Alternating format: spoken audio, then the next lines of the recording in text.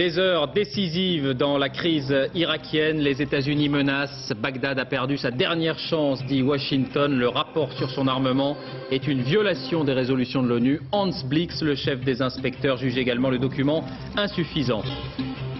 En France, la justice s'emballe dans l'affaire Buffalo Grill. 2 nouvelles mises en examen, dont celle du PDG. La chaîne de restauration est soupçonnée d'avoir violé l'embargo sur le bœuf britannique, mais aucun lien formel n'est établi avec les cas de maladie de Creutzfeldt-Jakob recensés en France.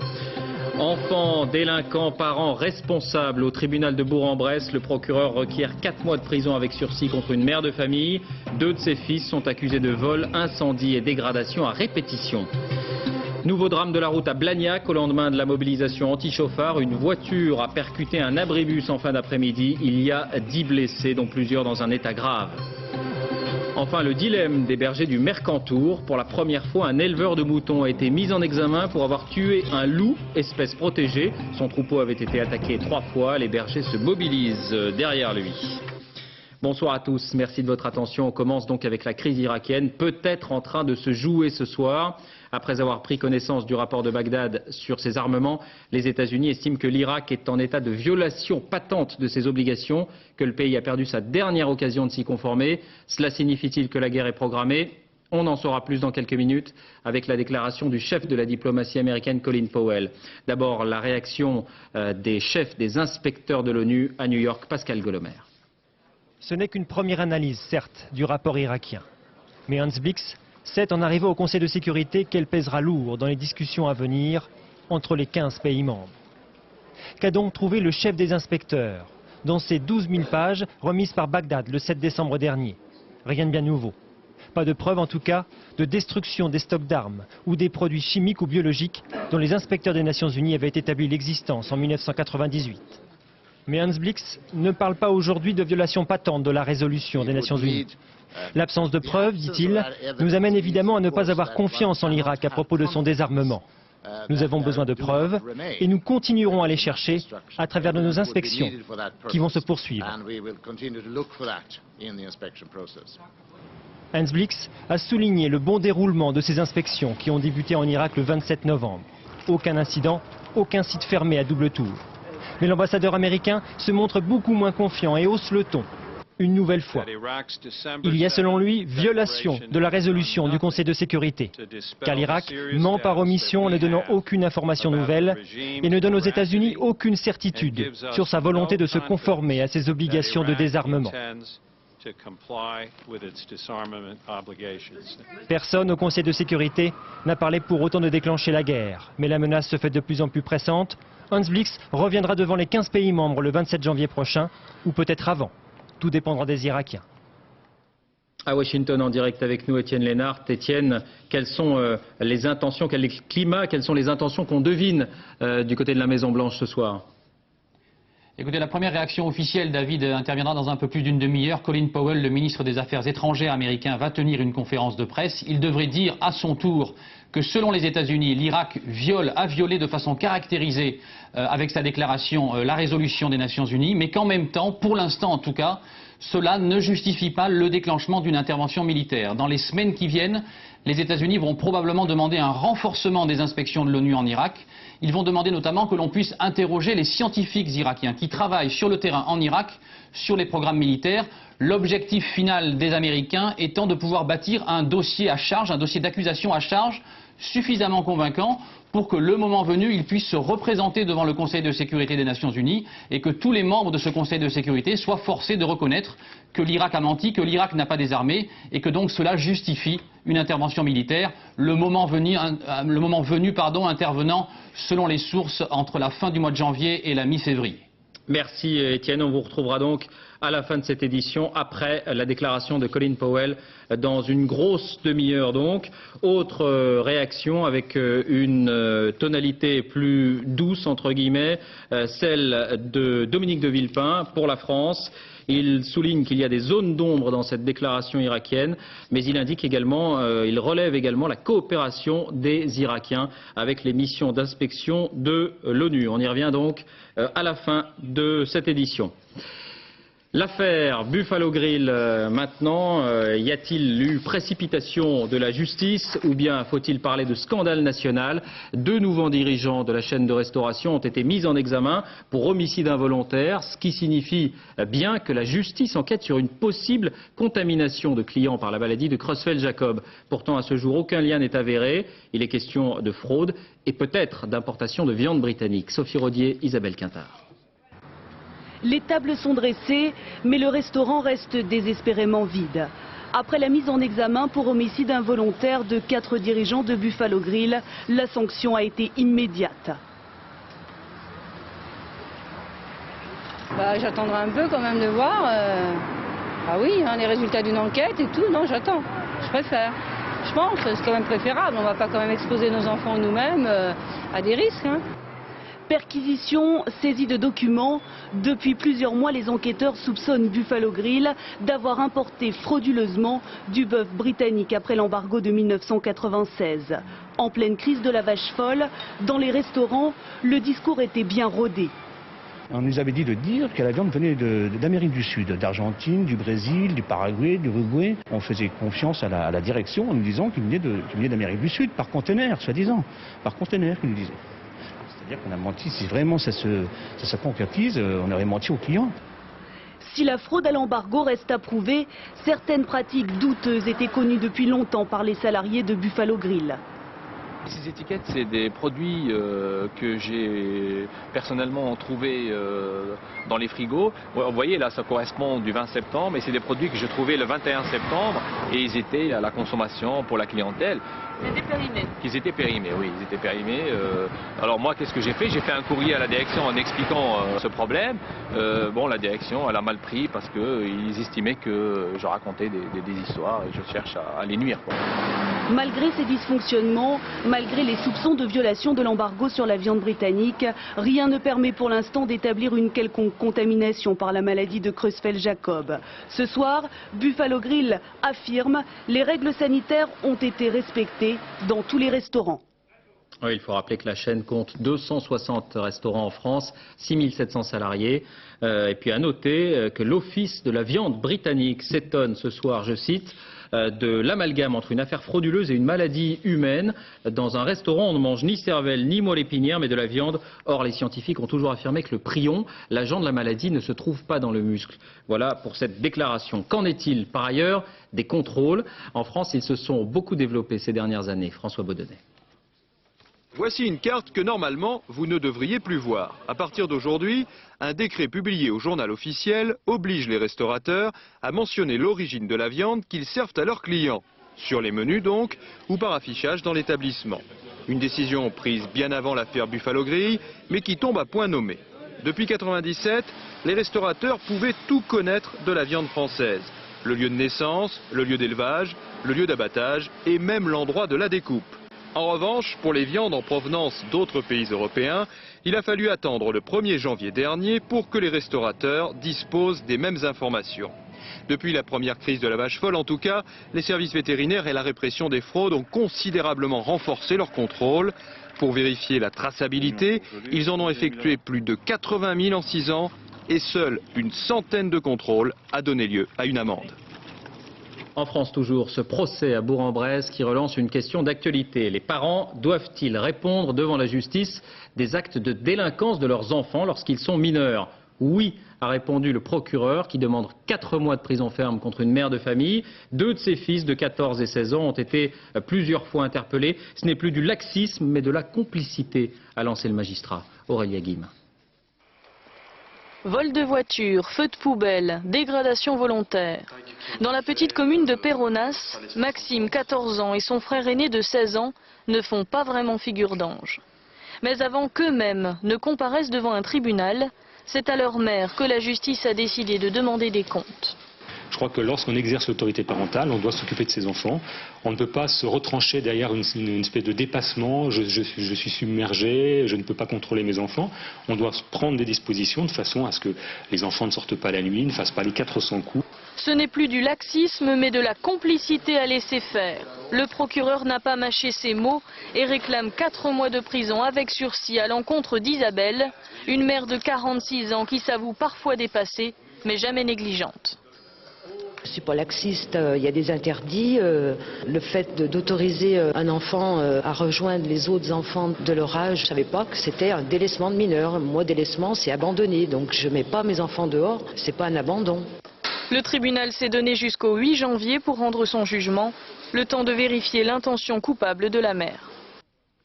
Petit rappel pour être précis, l'article 227-17 du Code pénal prévoit une disposition explicite contre les parents qui ne respectent pas leurs obligations légales en compromettant gravement la santé, la moralité ou l'éducation des enfants mineurs. Article de plus en plus souvent utilisé depuis 8 ans. Les condamnations sont en augmentation, 128 l'an passé, dont 15 à des peines de prison ferme. Ces sanctions ne sont pas toujours comprises. Exemple dans cette association de mères de famille au Mureau près de Paris. Reportage Jérôme Soulard, Vincent Kellner. Dans le quartier de la Vigne Blanche au Mureau, on a souvent l'impression que la justice n'est pas la même pour tous. Pour Micheline, condamner les parents d'enfants délinquants serait une injustice. Pour elle, violence et délinquance ont toujours la même origine, l'insalubrité dangereuse dans laquelle ils vivent, l'abandon des pouvoirs publics. Nous, parents, non-assistance à personne en danger, vous connaissez ce que ça veut dire? Ça veut dire que vous êtes en train de sanctionner nos gamins alors que nous, ils peuvent crever tous les jours. Que vaut la vie de nos enfants aujourd'hui?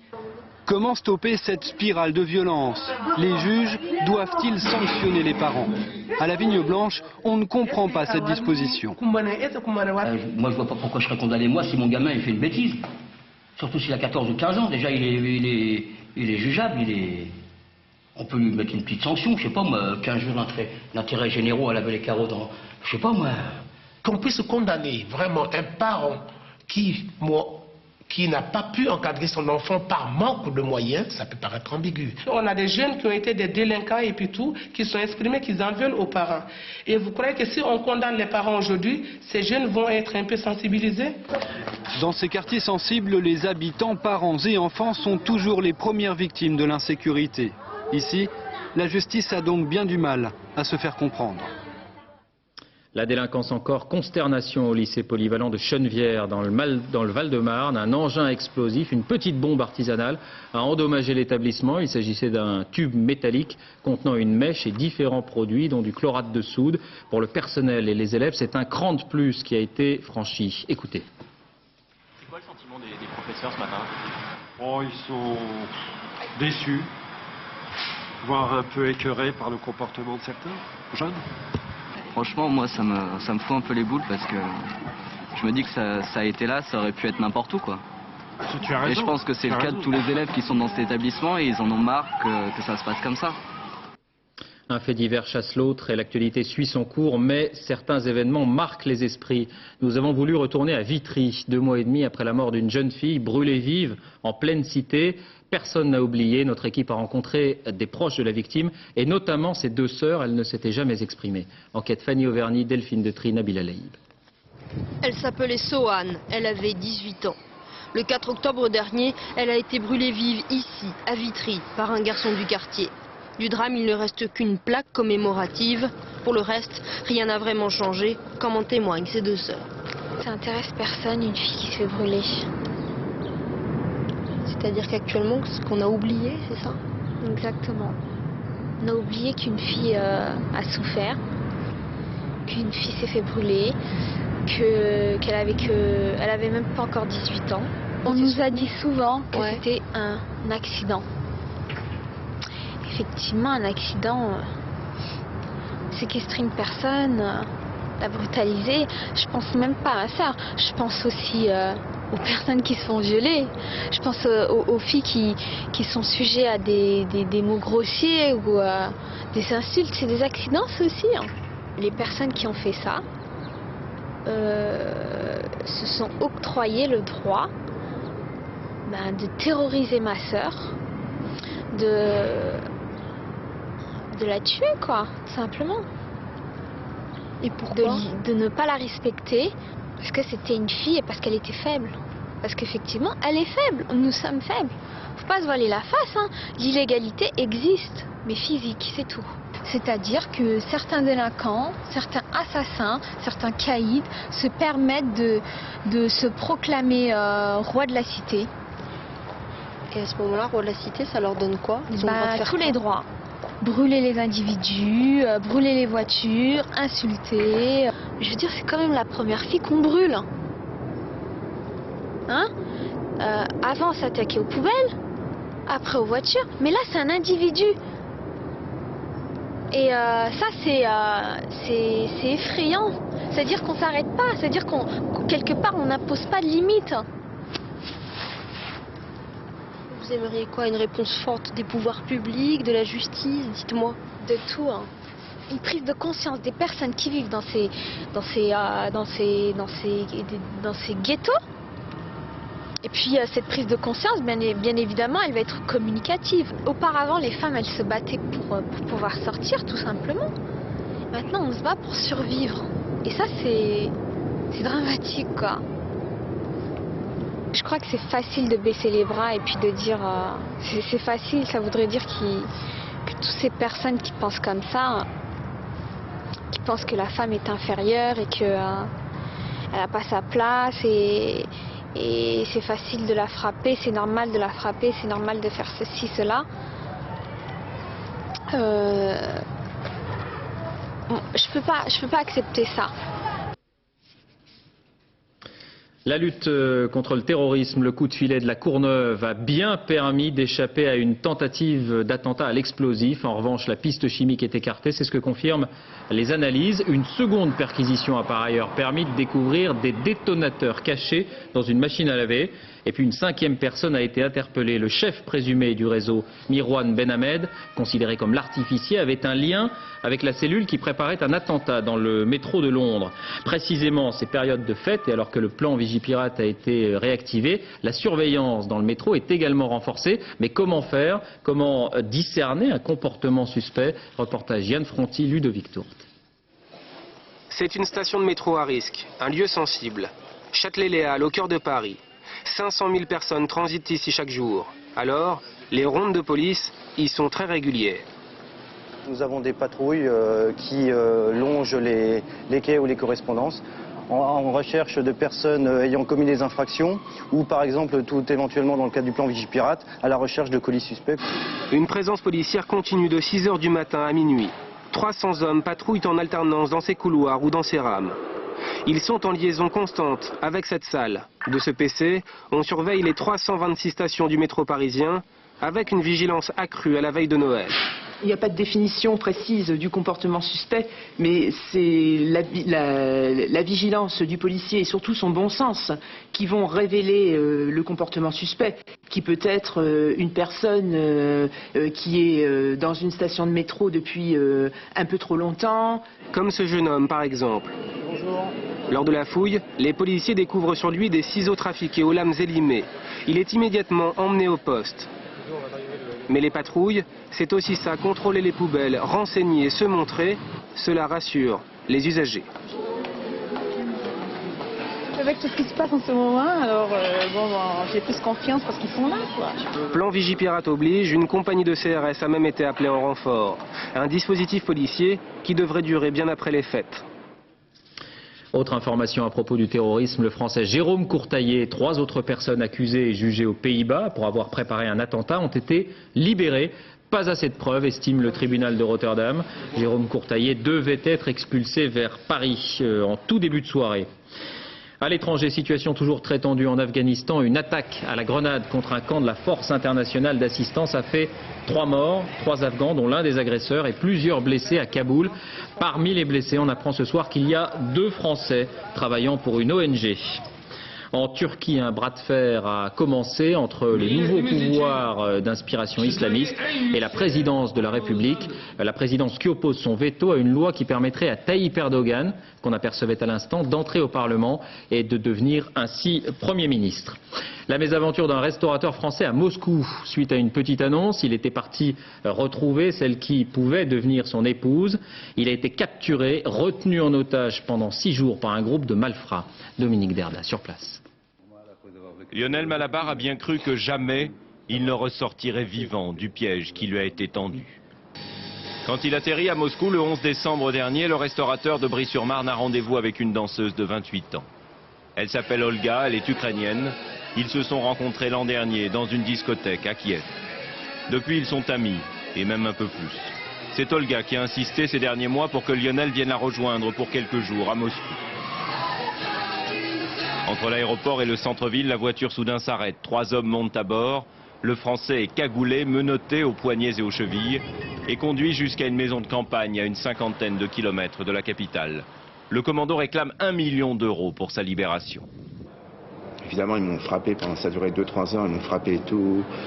Ils prenaient des revolvers, ils enlevaient des balles et puis ils en mettaient. Puis... C'est grâce aux appels qu'il passait avec son téléphone portable que les policiers russes localisent la maison où il est retenu prisonnier.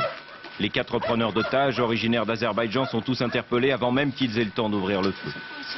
Olga aussi est là. Elle était la compagne du cerveau de la bande. Après 6 jours et 6 nuits de calvaire, Lionel Malabar n'a qu'une hâte, regagner la France.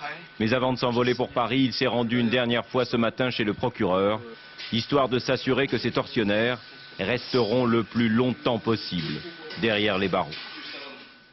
Un mot de la situation en Côte d'Ivoire. L'opposition a repris la ville de Mans. Par ailleurs, une très importante manifestation anti-française a été organisée aujourd'hui à Bouaké, fief du principal mouvement de rébellion. Plusieurs dizaines de milliers de personnes. Manifestation animée, vous le voyez, mais pas spécialement agressive. C'est ce que nous indique notre envoyé spécial, Éric Monnier. La reprise, la marée noire, d'abord, et les tentatives du sous-marin Nautil pour colmater les brèches du pétrolier Prestige. Une tentative qui a commencé alors que les côtes de Galice sont souillées, vous le savez, par une 3e vague de fioul. Céline Crespi, Romuald Bonan. Toujours les mêmes armes contre cette 3e vague de marée noire qui vient de toucher la côte de la Mort. Des milliers de bénévoles s'activent. État d'alerte maximale, les militaires sont sur le pont. Si sur la côte, c'est le nombre de bras qui compte. À 3600 mètres de profondeur, il s'agit de technique, car le fioul continue de s'échapper de l'épave. Le Nautil, d'abord chargé d'observer, a désormais pour mission de colmater les brèches. Sur une des 14 fissures du pétrolier, une plaque de métal a déjà été placée. L'avantage de cette obturation permettrait provisoirement donc d'obturer les fuites du Prestige et de gagner du temps pour un traitement plus définitif, mais qui demandera beaucoup de temps, beaucoup de préparation et d'équipements très lourds vraisemblablement. Des équipements très lourds avec ou sans le Nautil. Fluidifier le fioul et le remonter dans des tuyaux paraît difficile. Le transférer dans des caissons et les rapatrier à la surface prendra beaucoup de temps. L'autre solution, elle est chimique, ce serait d'alourdir l'huile de telle façon que par Archimède, elle ne remonte plus. Une fois qu'on l'a alourdie, eh bien, on immobilise l'épave de telle façon que dans le temps, elle ne bouge pas. Ces techniques seront choisies en fonction de la météo comme de la température de l'eau. Les cuves du Prestige, elles, contiennent encore 56 000 tonnes de fioul lourd. La mer encore avec la reprise dans la douleur des négociations des 15 à Bruxelles sur la réforme de la pêche. C'est sans doute parti pour toute la nuit. Au moins, la commission soutenue par les pays du Nord souhaite, vous le savez, instaurer un plan de limitation et même de réduction de la flotte pour reconstituer les stocks de poissons. D'après les experts, il y a urgence, mais les marins-pêcheurs contestent ces études. Alors, y a-t-il ou pas moins de poissons? L'une de nos équipes a embarqué à bord d'un chalutier. Reportage Sophie Mézel, Abdelzouyesh. L'arc-en-ciel n'a qu'un an, et ici, un chalutier tout neuf, c'est presque un événement tant le renouvellement de la flotte de pêche est limité par Bruxelles. Il est neuf, et il a coûté 2 millions d'euros à son capitaine qui s'est endetté pour 10 ans. Mais demain, il sera peut-être au rencard, bon pour la casse, parce que sa spécialité, c'est le cabillaud, le roi du poisson pané qui aime les eaux froides de la Manche et de la mer du Nord. Et comme les scientifiques ont constaté lors de récentes études que l'espèce était en voie de disparition, il préconise de réduire ses quotas de pêche de 80%.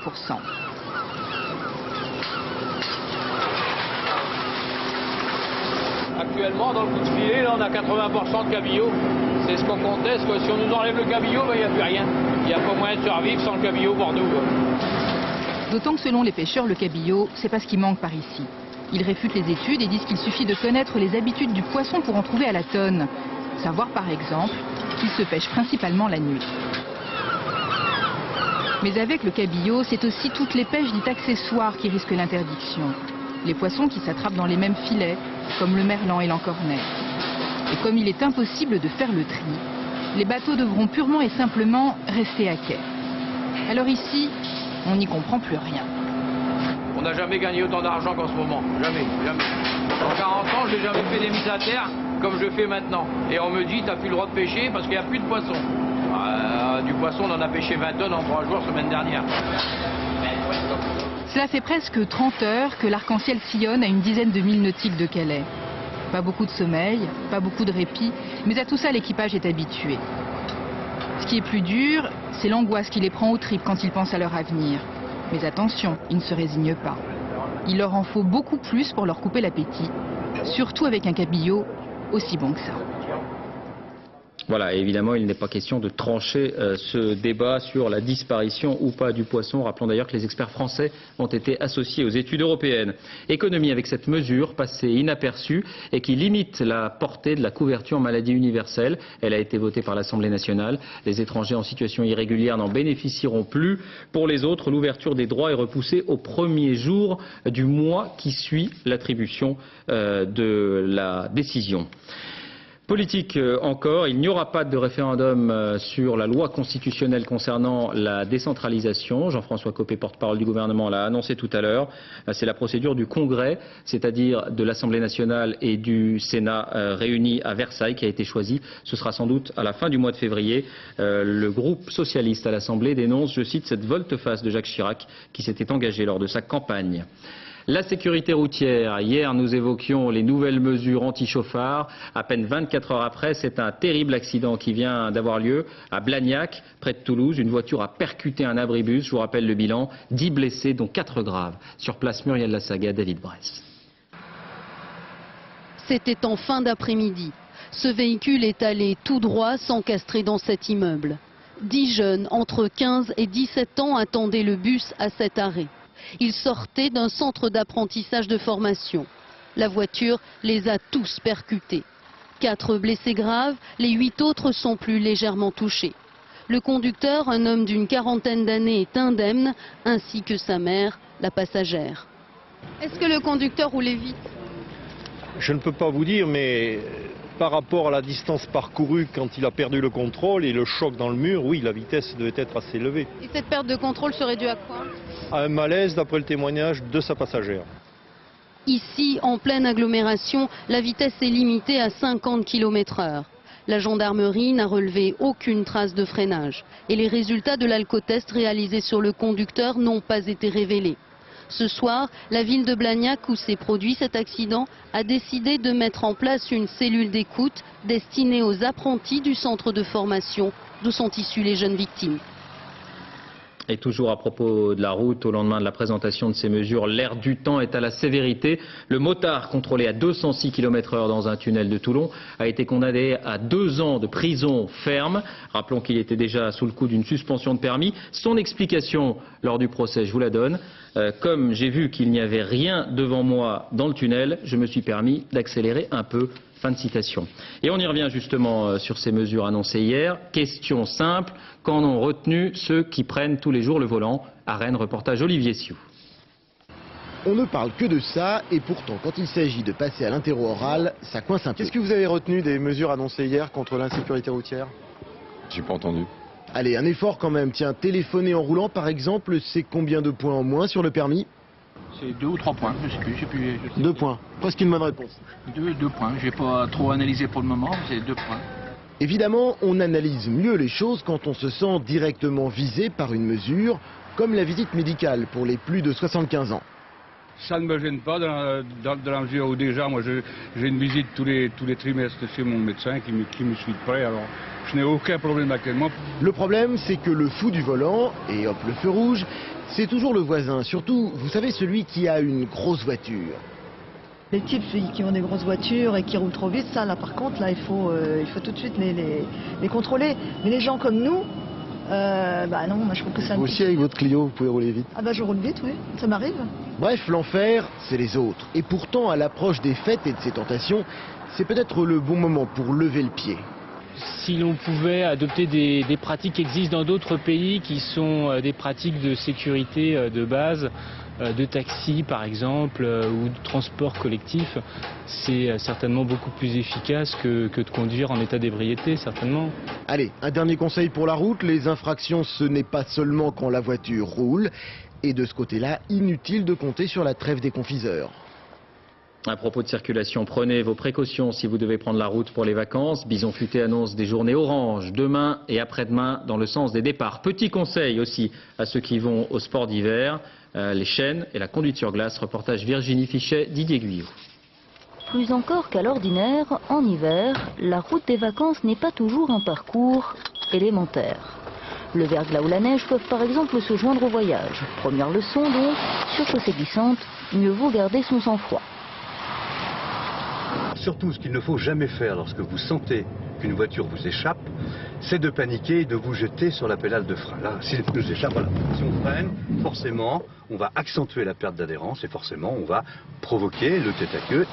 La bonne attitude, vitesse réduite, souplesse de conduite et quelques réflexes. Dès qu'on sent qu'elle tourne, on pense à débrayer immédiatement, contrebraquer, voilà, de façon à la ramener dans l'axe de la chaussée. À l'approche des stations de ski, la neige peut devenir un véritable handicap. Alors, deuxième leçon, là où il y a de la neige, il y a des chaînes. Les gens se laissent prendre au dépourvu, souvent changent de voiture et n'ont plus les bonnes chaînes. C'est un grand classique. Donc voilà, très important de contrôler que les chaînes correspondent toujours à la voiture. Dès samedi, des milliers d'automobilistes vont se lancer à l'assaut de l'or blanc. Et si l'Eldorado vire au cauchemar, troisième leçon, ne pas se laisser surprendre. Il faut avoir pensé à avoir pris une couverture, avoir un peu d'alimentation, notamment pour les jeunes enfants, de quoi boire, c'est important. Et lorsqu'on est vraiment immobilisé dans une file d'attente, on coupe son moteur. Ce week-end, la météo ne devrait pas jouer les troubles fêtes, seule la pluie pourrait gâcher le paysage. On reste à la montagne avec cette première judiciaire, la mise en examen d'un éleveur de brebis. Il a tué un loup, espace protégé. Il faut dire que son troupeau avait été attaqué 3 fois. Et les éleveurs promettent de se mobiliser en sa faveur. De l'autre côté des Alpes, en Italie, les loups sont 15 fois plus nombreux, mais la cohabitation beaucoup plus harmonieuse. Reportage Isabelle Stess. Il est très difficile d'apercevoir un loup à l'état sauvage.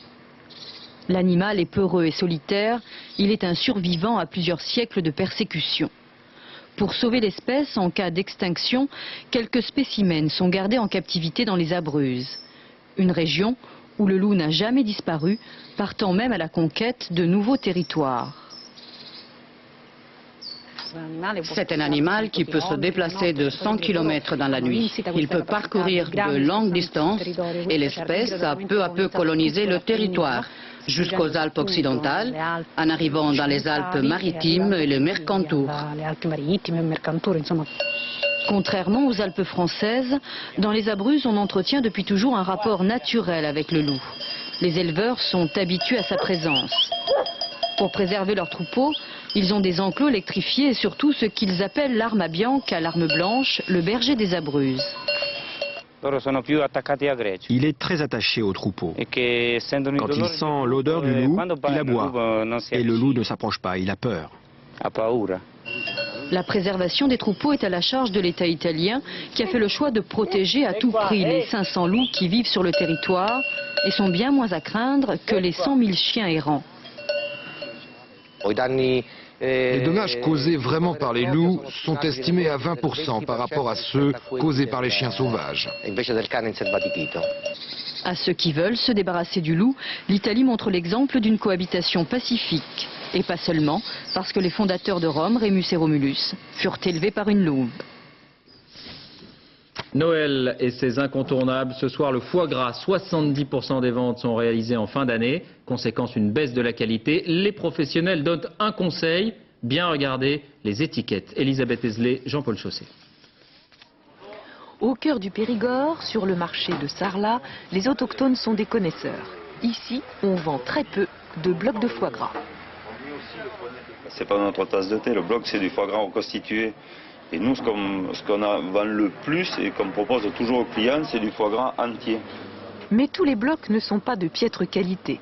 Dans cette entreprise familiale de Dordogne, leur fabrication permet tout simplement d'écouler les foies les moins beaux.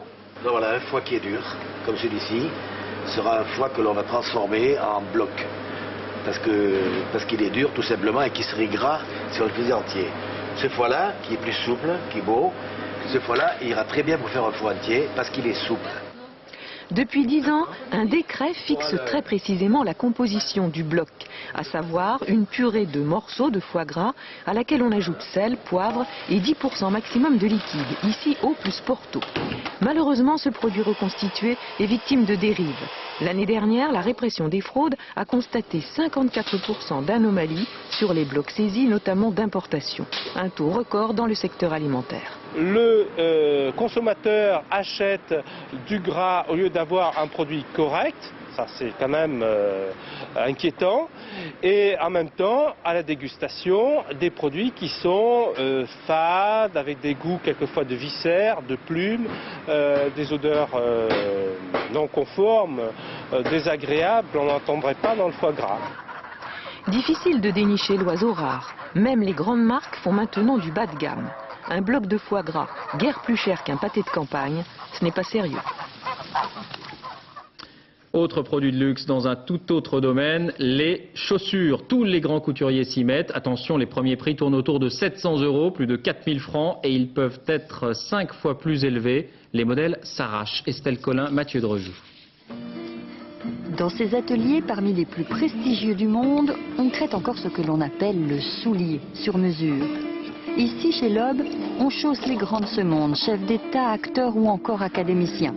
Des mois d'attente, des cuirs savamment sélectionnés, un savoir-faire exceptionnel pour un budget de 3000 €. En dépit de la conjoncture et malgré le prix, le secteur ne connaît pas la crise. Un phénomène qui n'a pas échappé aux grandes institutions du luxe.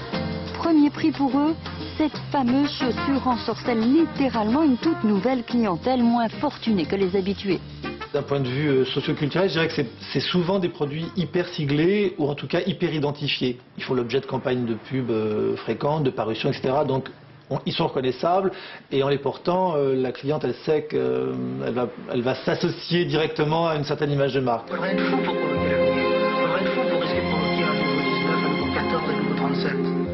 Et sur quelques centimètres de cuir, c'est toute une marque qui s'exprime. Créativité, innovation, rien n'est jamais trop beau.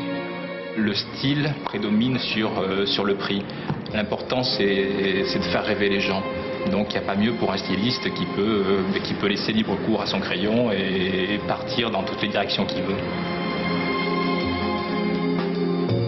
Finalement, en période de crise, deux extrêmes s'opposent, ou le bas de gamme ou le très haut de gamme, histoire de donner du sens à son achat. Sport, football, c'est une médaille en chocolat, mais une médaille tout de même. Au soir de la première journée des matchs retour de Ligue 1, Marseille est champion d'automne. C'est la première fois depuis 10 ans. Sur la Canebière, les bons souvenirs reviennent, mais on garde la tête froide. Reportage Sandrine Papin. L'OM, c'est une institution à Marseille. C'est une institution parce que c'est comme la pétanque et la bouillabaisse. C'est pareil. C'est peut-être une institution, mais c'est avant tout le baromètre de la ville. Et en cette fin d'année, le moral des Marseillais est au beau fixe. Sur le port, le titre de champion d'automne est au centre des conversations. Un vrai cadeau de Noël pour les partisans du plus sacré des clubs français. C'est pour les supporters, c'est ce qui peut arriver de mieux. Parce que ça fait 3 ans qu'il y a des gens qui achetaient les joueurs, mais on ne les voyait jamais sur le terrain. Ils étaient toujours blessés ou absents, ou il s'est passé quelque chose, non? Rien que par rapport à mon beau-père qui a 95 ans et il ne vit que pour l'OM. Voilà. Quand l'OM, il n'est pas dans Marseille, il est dans les Cévennes. Quand l'OM gagne, il est content. Quand l'OM perd, quand il n'est pas content. Même il pleure. Désormais, l'OM ne défraie plus la chronique et à l'entraînement, les affaires semblent faire partie du passé. Terminé le strass et les promesses, aujourd'hui les dirigeants préfèrent la discrétion. Même quand les résultats sont là, ils refusent de s'enflammer. Si on était champion d'automne à 4 ou 5 points du deuxième, on ferait la fête parce qu'on se dirait bon, allez, on ne pourra pas finir loin du premier, on sera premier ou deuxième. Bon là, c'est extrêmement fragile. C'est un retour à la sagesse et les joueurs n'y échappent pas. Pourtant, les discours prudents n'empêchent pas les ambitions secrètes. De ne pas être européen, ce serait vraiment une grosse déception pour nous parce que comme là, après la moitié des matchs, on est premier. Donc ça veut dire qu'on a de la qualité pour être européen. À Marseille, personne n'ose le dire, mais tout le monde rêve d'un nouveau titre. Et personne ne veut se contenter d'un automne doré. Image de voile avant de retourner à Washington, image de celle qu'on appelle maintenant la fiancée de l'océan, Hélène MacArthur. Elle commence ses entraînements pour le trophée Jules Verne à Lorient. La gagnante de la route du Rhum en monocoque change de catégorie. Elle naviguera sur ce maxi catamaran, 33 mètres de long, 13 membres d'équipage. Voilà, nous retournons maintenant sur ce qui est l'actualité de cette soirée, la réaction de l'ONU et des États-Unis au rapport de l'Irak sur son armement avec Étienne Lénart à Washington. Une déclaration de Colin Powell très attendue. Qu'en est-il ? Oui, Colin Powell, David, est en train de tenir une conférence de presse depuis 4 minutes maintenant. Je ne sais pas si vous avez l'image de cette conférence de presse. Un ton très ferme de la part des États-Unis et de M. Powell. L'Irak, dit-il, reste en violation caractérisée de ses obligations auprès de la communauté internationale. M. Powell ajoutant, c'était la dernière occasion pour l'Irak de prouver sa bonne volonté. Encore une fois, il faut bien comprendre que les États-Unis ne vont pas déclencher une opération militaire unilatérale demain matin. Les États-Unis veulent pour l'instant rester dans le cadre fixé par la résolution des Nations Unies. Et le fait que le chef des inspecteurs soit venu à New York aujourd'hui pour redire que pour l'instant l'Irak n'a pas apporté de preuves suffisantes qu'il avait désarmé, qu'il s'était débarrassé de ses armes de destruction massive, le fait que des pays comme la France admettent désormais qu'il y a des zones d'ombre dans la déclaration irakienne, c'est ce qu'a dit ce soir Dominique de Villepin, notre ministre des Affaires étrangères, eh bien toutes ces déclarations remettent la pression sur l'Irak. C'est ce que souhaitent les Américains, même si encore une fois, le moment venu, chacun des membres du Conseil de sécurité devra se déterminer en faveur ou non d'une intervention militaire. Voilà, et une tonalité qui est à peu près la même également en Grande-Bretagne. Jack Straw, ministre des Affaires étrangères, déplore les omissions de ce rapport, mais il indique que la guerre n'est pas inéluctable. Et puis je vous propose donc d'écouter cette réaction française, celle de Dominique de Villepin, ministre des Affaires étrangères. Il y a dans la déclaration irakienne des zones d'ombre. Des zones d'ombre. S'il devait y avoir des manquements graves, des difficultés sur la route, vous connaissez alors la procédure telle qu'elle a été définie par la résolution 1441.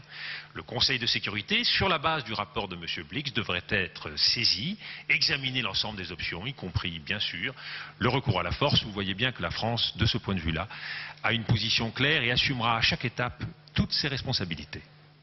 Voilà, avant de refermer cette édition, un mot du sommaire d'envoyé spécial dans quelques minutes maintenant, avec notamment un reportage sur la fabrication des plus grands chocolats et également sur une femme omniprésente auprès d'un homme omniprésent, Cécilia Sarkozy, femme épouse du ministre de l'Intérieur. Extrait.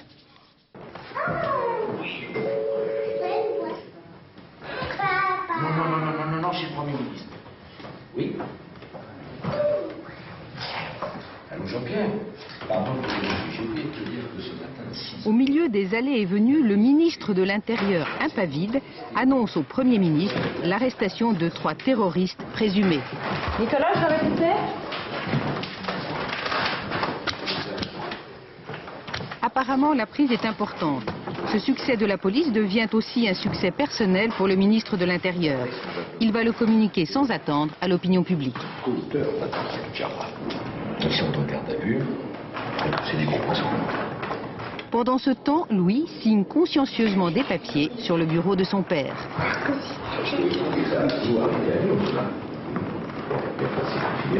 Nicolas Sarkozy est partout, et partout où Nicolas Sarkozy, on vous retrouve. Vous ne trouvez pas que ça devient un peu scotch et sécotine? L'expression est assez rigolote. On a tous les deux besoin de l'autre. C'est une drôle d'alchimie.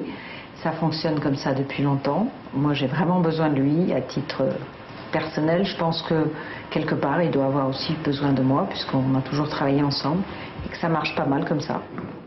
Voilà, l'intégralité de ce reportage tout à l'heure envoyé spécial à 21h. Fin de cette édition, merci de l'avoir suivi. À suivre la météo, Nathalie Riouet. Point route, Valérie Maurice. Dernier journal 1h-20, Alexandre Cara. Et demain, dans les 4 vérités, Françoise Laborde recevra Patrick Gobert, président de la LICRA. On se quitte avec ces images des nouveaux habits de Notre-Dame. Nouveaux éclairages, en fait, essayés ce soir sur la cathédrale. Pour l'instant, seule la façade bénéficie de ces changements. L'ancienne illumination datait de près de 50 ans. Très bonne soirée.